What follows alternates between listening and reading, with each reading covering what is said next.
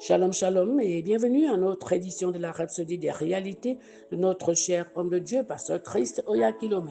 Nous sommes dimanche 2 février 2025 et Pasteur Christ, dans la Rhapsodie d'aujourd'hui, nous enseigne sur le thème « Votre offrande fait une différence ». Il tire son verset d'ouverture du livre de 1 Roi, chapitre 3, le verset 4 qui dit « Le roi se rendit à Gabaon pour y sacrifier car c'était le principal des hauts lieux. Salomon offrit 1000 holocaustes sur l'autel. » Parce que Christ explique et il dit dans 1 Roi chapitre 3, lorsque Salomon devint roi d'Israël, il était profondément troublé. Il savait qu'il n'était pas le fils aîné et sa mère Bathsheba n'était pas la première femme de son père David. Salomon a compris que sa position en tant que roi amènerait des défis parce qu'il avait des frères plus âgés qui méprisaient sa mère et lui. Par exemple, lorsque vous étudiez les récits dans 1 Roi chapitre 2, le frère aîné de Salomon, Adonijah, tenta d'usurper le trône. Et Salomon plus tard ordonna l'exécution d'Adonijah, de Joab et de Chiméi pour sécuriser son règne.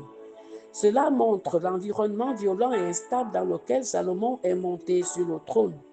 Ainsi, malgré qu'il était roi, il a été confronté à plusieurs menaces à sa vie et à sa position. Il savait qu'il devait faire quelque chose au-delà de l'ordinaire pour sécuriser son règne et se séparer du danger autour de lui. Qu'a fait Salomon? Il offrit un sacrifice extraordinaire à Dieu. 1 Roi 3, verset 4 dit « Le roi se rendit à Gabaon pour y sacrifier car c'était le principal des hauts lieux. » Salomon offrit 1000 holocaustes sur l'autel. Salomon était déterminé à mettre tout en jeu dans son adoration à Dieu. Aujourd'hui, nous pouvons apprendre de ce que Salomon a fait.